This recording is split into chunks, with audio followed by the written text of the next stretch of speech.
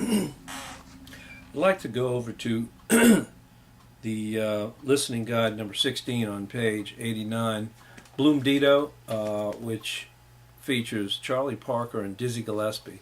And by the way, Dizzy Gillespie, who plays trumpet or played trumpet in big bands, swing bands, Billy Eckstine's band, was from Cheraw, South Carolina.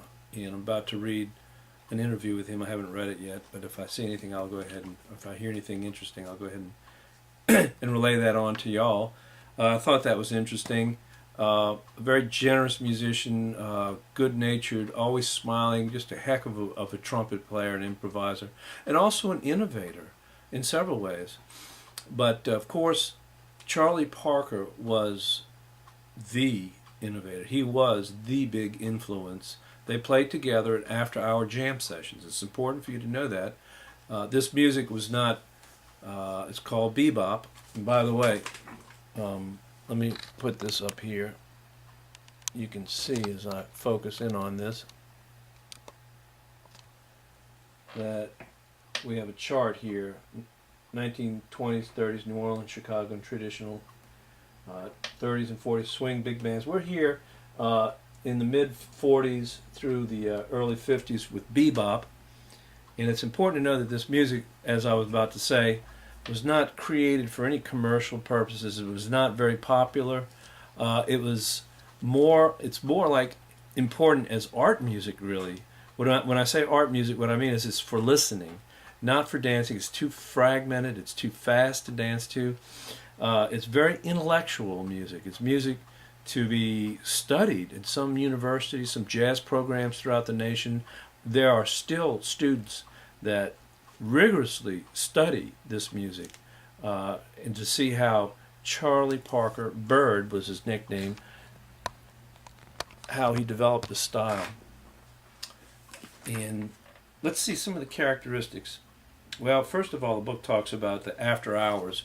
So after they play their legitimate gigs for dances, maybe recordings, mostly for parties and dances with the big bands, they would gather at these clubs, these nightclubs after hours, midnight on, whatever.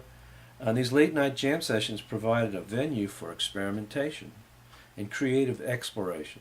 And you can even hear it in the music. When we play this music, you'll definitely hear the innovation in the experimentation.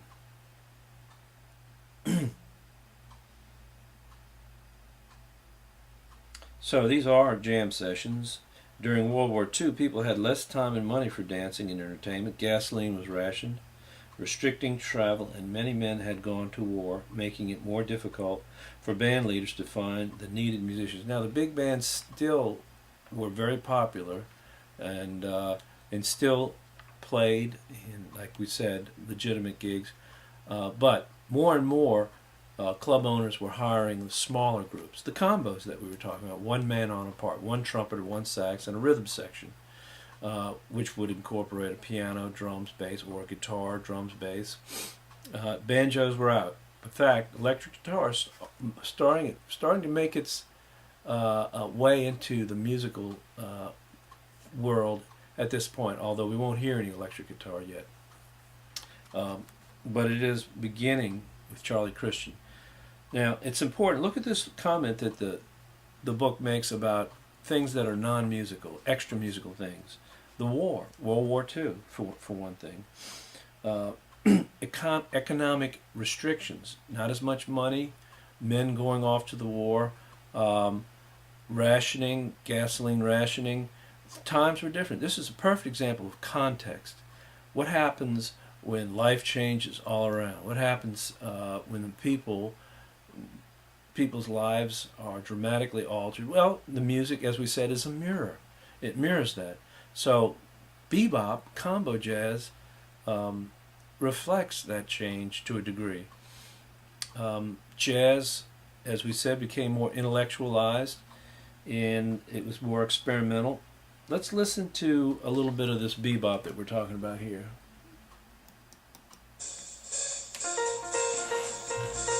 Faster. combo jazz.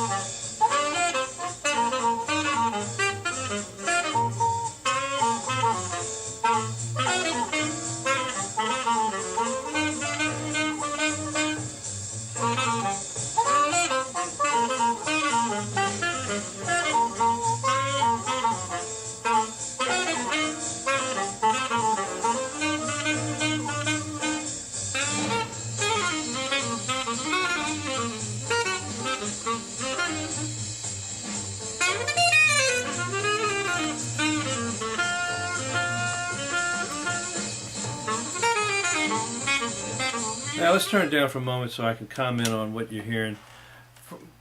For one thing, the word virtuosity comes into play here. Virtuoso. We see this in Western European art music during the 19th century, when violinists, pianists in particular, became technically so dazzling, so commanding, in command of their instrument, that people recognized immediately something phenomenal was going on. It takes a lot of work, a lot of practice, a lot of just sheer willpower to be able to play an instrument like this. And that's part of why in classical music, people who do play an instrument can appreciate a little bit more than people who don't. And in jazz, it's the same way. Aficionados. This requires an elite group of people who can sit down, appreciate the music for what it is. So these are virtuosos, these legends of jazz. Their ability to get around on their instruments and to move with considerable complexity through basic harmonies. It says, don't try to recognize these familiar chord progressions. I doubt that I could even play them on my guitar. I wouldn't even bother right now to try and do that. But there are some complexities in this music that we need to recognize. First of all, you'll see it starts with the intro, a little bit of piano, but mostly drums. You hear that swing on that hi-hat. Those two cymbals that are closed together are loosely closed, enough so that they can rattle together. They're not real tight. If they're tight, they sound more like this. If they're loose, it goes shh. Let's listen to that.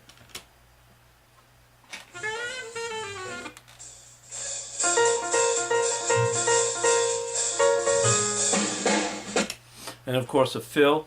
You're going to hear drum fills, comping. One of the things that up here on the board that I want to make sure that you understand, the pianist who's keeping the harmony is comping in a syncopated manner. Comping is just a word that we use that's short for accompanying, to comp. Can you comp some chords? Ba-da. It's kind of like interjecting, or excuse me, you'll hear the pianist throwing out these harmonies in the beat with the rest of the rhythm section, just like the snare drum on the guitar, on the trap set.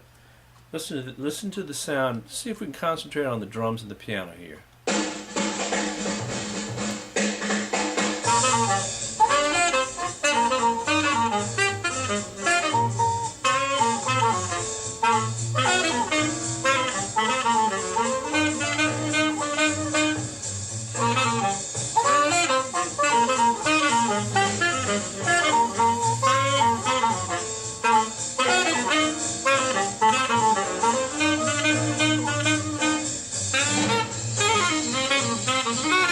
Actually, not a whole lot going on with the snare. It's more the bass drum. Boom.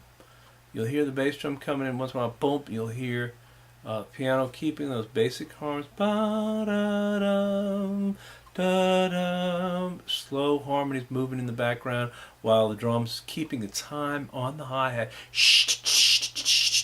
But of course, the main focus would be the head, which would have been played by the trumpet and the sax. What's the head? The head is the main melody, the song, right here.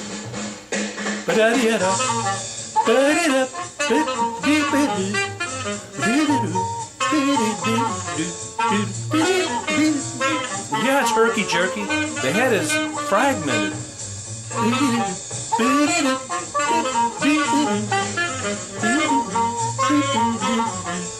Some blue notes.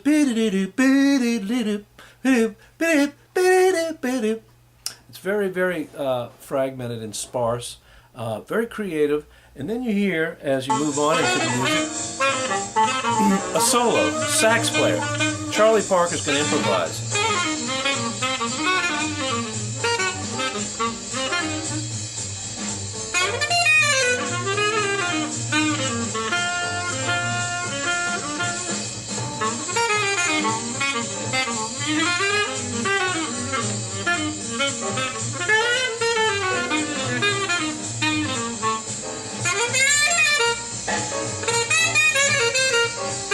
You can hear that piano a little better now.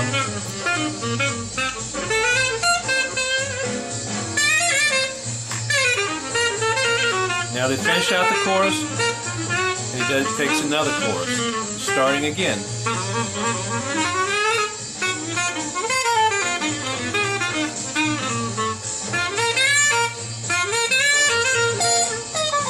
Now back to the beginning, another chorus, but this time it's with trumpet, muted trumpet. And he goes through the sections, back to the A section.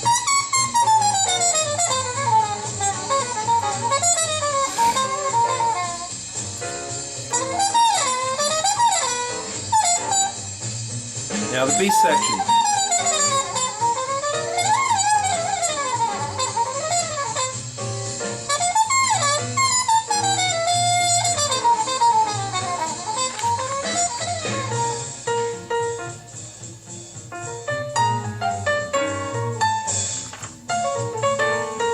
Now this is Thelonious Monk.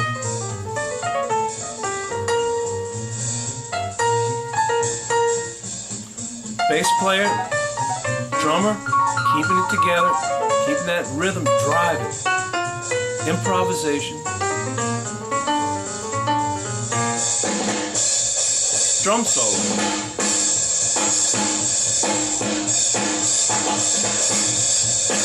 Back to the top.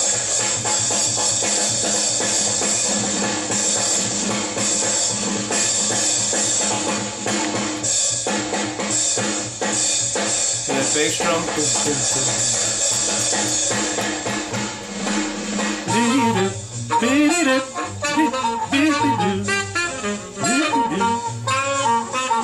And so you get back to the very top, the head. As we said, the head would have been the melody. If you want to call it a melody, it is a melody. It's a series of pitches organized purposely to be sung or played on an instrument. Now, the improvisations are melodic. They are melodies too, but they are improvised. They're solos, we call them. Somebody takes a solo. Go ahead and take a ride on the guitar.